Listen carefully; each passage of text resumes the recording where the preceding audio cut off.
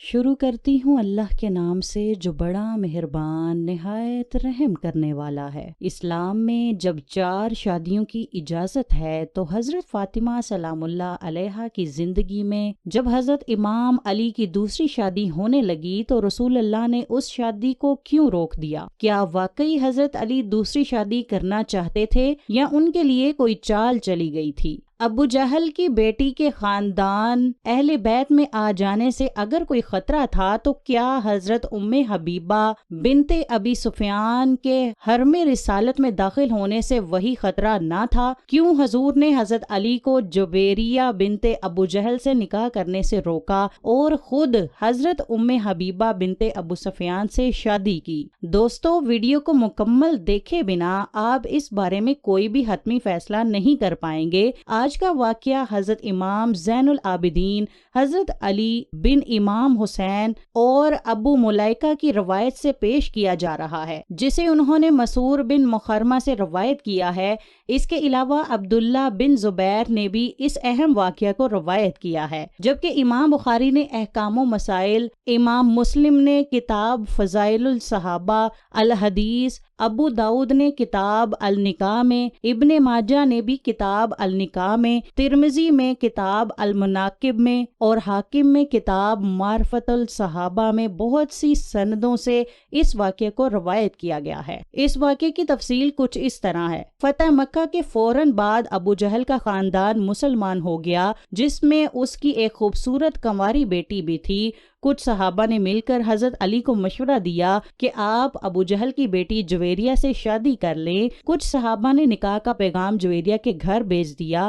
ابو جہل چونکہ غزوہ بدر ہی میں جہنم واصل ہو چکا تھا، اب اس کی بیٹی 14 سالہ بیٹی کی کفالت ابو جہل کے 2 بھائیوں حارث بن ہشام اور سلم بن ہشام کے سپرد تھی۔ چونکہ سارا خاندان ہی فتح مکہ پر مسلمان ہو چکا تھا، یہ دونوں نکاح کا پیغام ملتے ہی نبی کریم کی بارگاہ میں حاضر ہوئے۔ دوسری طرف حضرت فاطمہ سلام اللہ علیہا بھی حضرت علی کے دوسرے نکاح کی باتیں صحابیات سے سن چکی تھیں اور حضور سے پہلے ہی اس کا ذکر کر چکی تھیں۔ جب وہ دونوں بھائی حضور سے اپنے بھائی ابو جہل کی بیٹی کا نکاح حضرت علی سے کرنے کی اجازت کے لیے حاضر ہوئے تو حضور نے فرمایا، ہشام بن مغیرہ جو ابو جہل کا باپ تھا، اس کی اولاد حارث بن ہشام اور سلم بن ہشام نے اپنے بھائی ابو جہل کی بیٹی کا نکاح علی بن ابی طالب سے کرنے کی مجھ سے اجازت مانگی ہے، لیکن میں انہیں ہرگز اجازت نہیں دوں گا۔ یقیناً میں اس کی اجازت نہیں دوں گا،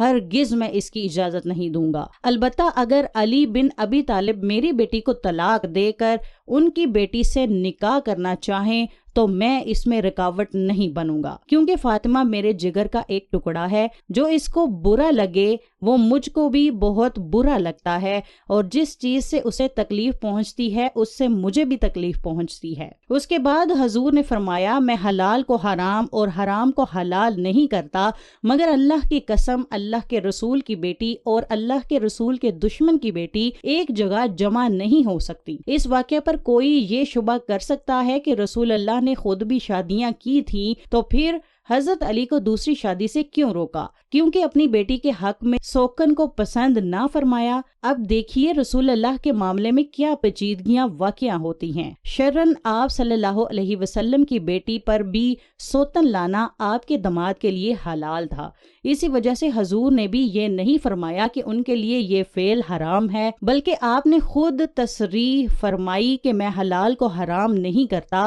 لیکن یہاں حضور کی ایک ہی شخصیت میں 2 مختلف حیثیتیں جمع تھیں۔ ایک حیثیت میں آپ انسان تھے اور فطرتاً یہ ممکن نہ تھا کہ آپ کی صاحبزادی کے گھر میں سوکن آنے سے تلخی پیدا ہو، اس کا تھوڑا یا بہت اثر آپ صلی اللہ علیہ وسلم کی طبیعت پر نہ پڑے۔ دوسری حیثیت میں آپ اللہ کے رسول تھے اور رسول کی حیثیت سے آپ کا مقام یہ تھا کہ آپ کے ساتھ اگر کسی کے تعلقات خراب ہو جائیں اور کوئی شخص آپ کے لیے موجب اذیت بن جائے تو اس کے دین و ایمان کی بھی خیر نہ تھی۔ اسی وجہ سے حضور نے حضرت علی کو بھی اور بنی ہشام بن مغیرہ کو بھی اس کام سے روک دیا، کیونکہ اگرچہ شرعاً یہ حلال تھا مگر اس کے کرنے سے یہ اندیشہ تھا کہ یہ چیز حضرت علی کی دوسری بیوی اور اس کے خاندان والوں کے ایمان اور ان کی عاقبت کو خطرے میں ڈال دے گی۔ ایک اور اہم بات یہ ہے کہ ابو جہل اور اس کا خاندان حضور کے بہت بڑے دشمن رہ چکے تھے اور اب فتح مکہ کے بعد نئے نئے مسلمان ہوئے تھے۔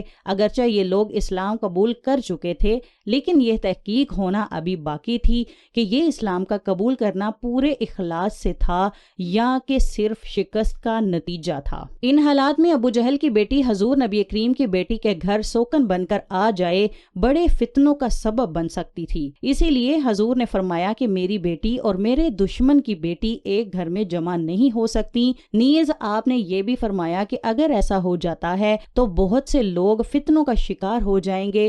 اب لوگ یہ سوال بھی کرتے ہیں کہ ابو جہل کے خاندان سے کہیں زیادہ نبی پاک کا دشمن تو ابو سفیان کا گھرانہ تھا، تو پھر اگر ابو جہل کی بیٹی خانوادہ رسالت میں شامل نہیں ہو سکتی تو پھر حضور نے ابو سفیان کی بیٹی حضرت ام حبیبہ سے نکاح کر کے انہیں کیوں ازواج مطہرات میں شامل کیا؟ یاد رہے کہ ابو جہل کی بیٹی اور اس کا سارا خاندان مکہ فتح ہونے پر مسلمان ہوا، جن کا امتحان ابھی باقی تھا، جبکہ ابو سفیان کی بیٹی حضرت ام حبیبہ جن سے حضور نے نکاح فرمایا تھا وہ بہت بڑے بڑے امتحانات سے گزر چکی تھیں۔ ابو سفیان کی بیٹی ہند بنت عتبہ مشہور ہند جگر خوار کی لخت جگر، جس کی پھوپھی وہ عورت تھی جسے قرآن مجید میں حمالۃ الحطب کا خطاب دیا گیا ہے، جس کا نانا عتبہ بن ربی نبی کریم کا بدترین دشمن تھا۔ اس خاندان سے اور اس ماحول سے نکل کر وہ حضرت عمر اور حضرت حمزہ سے بھی پہلے ایمان لاتی ہیں، اپنے شوہر کو مسلمان کرتی ہیں۔ خاندان والے آپ پر بے پناہ ظلم و ستم کرتے ہیں، جس کی وجہ سے آپ حبشہ ہجرت کر جاتی ہیں۔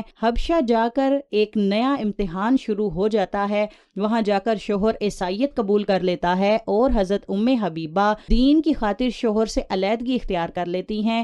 ایک انجان ملک میں آپ تن تنہا اپنی چھوٹی سی بچی کے ساتھ عزم و استقلال کے ساتھ زندگی گزارنا شروع کر دیتی ہیں۔ تب نبی کی نگاہ انتخاب آپ پر پڑتا ہے اور آپ حبش ہی میں ان کو نکاح کا پیغام بھیجتے ہیں۔ غزوہ خیبر کے بعد وہ حبش سے واپس آ کر حرم نبوی میں داخل ہوتی ہیں۔ اس کے تھوڑی ہی مدت بعد قریش صلح حدیبیہ کی خلاف ورزی کے مرتکب ہوتے ہیں اور ان کو اندیشہ ہوتا ہے کہ نبی اب مکہ پر چڑھائی کریں گے۔ اس موقع پر ابو سفیان صلح کی بات چیت کے لیے مدینے آتا ہے اور اس امید پر بیٹی کے ہاں پہنچتا ہے کہ اس کے ذریعے صلح کی شرائط طے کرنے میں سہولت ہوگی۔ برسوں کی جدائی کے بعد پہلی مرتبہ باپ سے بیٹی کو ملنے کا موقع ملتا ہے، مگر جب وہ رسول اللہ کے فرش پر بیٹھنے کا ارادہ کرتا ہے تو بیٹی فوراً یہ کہہ کر فرش سے اٹھا دیتی ہے کہ رسول کے فرش پر ایک دشمن اسلام نہیں بیٹھ سکتا۔ ناظرین، ان سب باتوں کے باوجود اگر کوئی شخص حضرت ام حبیبہ کا موازنہ ابو جہل کی بیٹی جویریہ سے کرے تو ہمارے خیال میں اس سے بحث کرنا فضول ہوگا۔ البتہ جویریہ کا حضرت علی کے گھر آنا فتنوں سے خالی نہ تھا، کیونکہ یہ ابو جہل کے خاندان کی سازش بھی ہو سکتی تھی، جن کو اسلام لائے ابھی چند ہی مہینے گزرے تھے۔ اور یہ بات یاد رکھیے کہ جویریہ کا نکاح حضرت امام علی سے نہ ہونے کا سب سے بڑا سبب یہی تھا کہ جو حضور نے فرمایا میری بیٹی اور میرے دشمن کی بیٹی ایک گھر میں جمع نہیں ہو سکتی۔